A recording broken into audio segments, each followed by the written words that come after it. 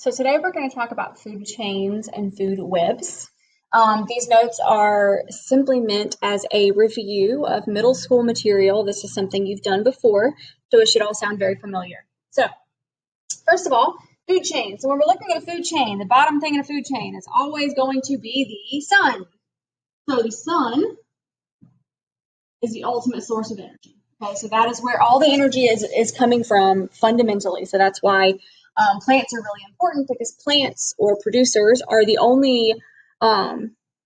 the only organisms that are able to actually harvest the energy from the sun. Okay, so these arrows that are here. So I'm looking at this arrow. I'm doing this one in green because you have to be photosynthetic to get that. So the producer is able to harvest the energy from the sun. So it's able to get that energy and put it into a form that's usable by us. And what that means is that's carbon compounds. So you know how plants use carbon dioxide. So what they essentially are doing is they're taking the carbon dioxide from the air, and then they take the energy from the sun and stick those carbons together. So those bonds right there that were just made are energy. So when these are broken, then energy is released. So energy from the sun is used to put the carbons together. And then when your digestive system, for example, breaks down the carbon, then it is able to get energy out of it on a very, very, very simple level. So producers, autotrophs, for your purposes, those two things are the same word. Okay, so producers produce the food from the sun, and then the autotrophs, auto means self, so it's eating itself essentially. So the reason that soybeans make food from the sun is so that they can have energy, but then also the consumers that eat that benefit as well, obviously. So when we get to the consumers, they are all heterotrophs. So we got consumer, consumer, consumer. They're all heterotrophs, which means that they eat other organisms for food. This should be a review. And we have the first, the second, and the third, or the primary, secondary, tertiary. Okay, so all those are considered heterotrophs because they are eating things. Now, the primary is going to be primary means first, like primary school or primary colors. So it's the first school or the first colors. And so that's going to be eating the producers, the first level that's actually eating. So then the secondary is eating the primary because it comes second, and then the tertiary means third, so it comes third, and then we have quaternary that can be the fourth if we wanted to add a level to this. I just couldn't think of anything that eats a hawk. So, and then somewhere in here, decomposers fit too, but we're sort of ignoring those. So these arrows here are energy flow. So the soybeans get the energy from the sun.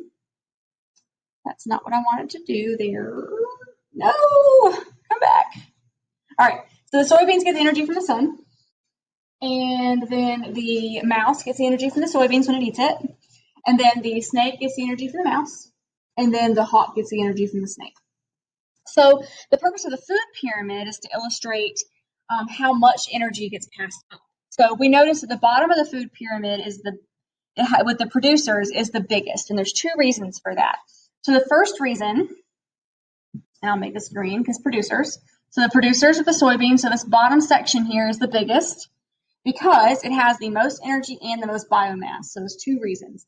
So what that means is there's the most energy stored in those organisms, and there's the biggest amount of those organisms. And we call that the first trophic level because it is the bottom level, it's the first level of the pyramid. Okay, so then when we get to the consumers, notice that this is smaller and it continues to get smaller. So we have the heterotrophs here, which form the second, third, and fourth trophic levels. TL is trophic level. And as we get up to the top, we have the least energy and the least biomass. So it gets smaller and smaller and smaller, so it decreases as you go up. Okay, and the reason why is that each time something is eaten, only 10% of the food that it had, so the food that it ate or the food that it made or whatever, is actually usable at the next level. So what that means, so let's say that a soybean the soybean made the equivalent of 1,000 joules of energy from the sun. Okay, joules is a measurement of energy.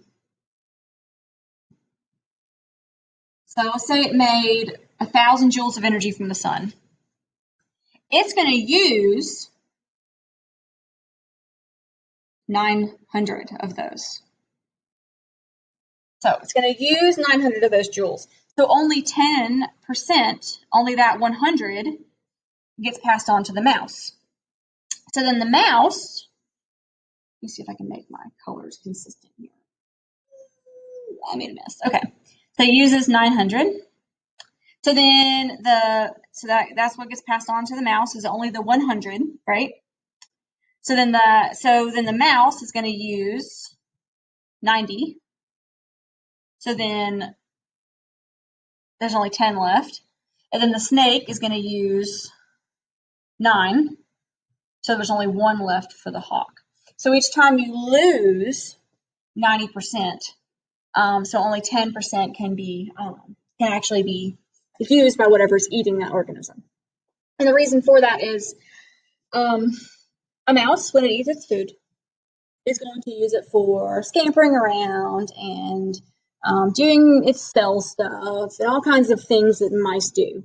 So it's going to have to use a considerable amount of that energy, 90% of that energy, just to do the things it needs to do. And then only 10% is actually getting stored in its body's tissues, because that's what the snake is going to get whenever it eats the mouse, is the body's tissues. It's not going to get all the energy that the mouse used on other stuff. Okay, so it only actually stored 10%. And then it goes up like that. So the reason why that there's the most biomass at the bottom, the reason why that is that, think about it this way. If the mouse is only getting 100 of the 1,000 that the soybean had, that means that to have the same amount of energy that the soybean had, it has to eat 10 of those.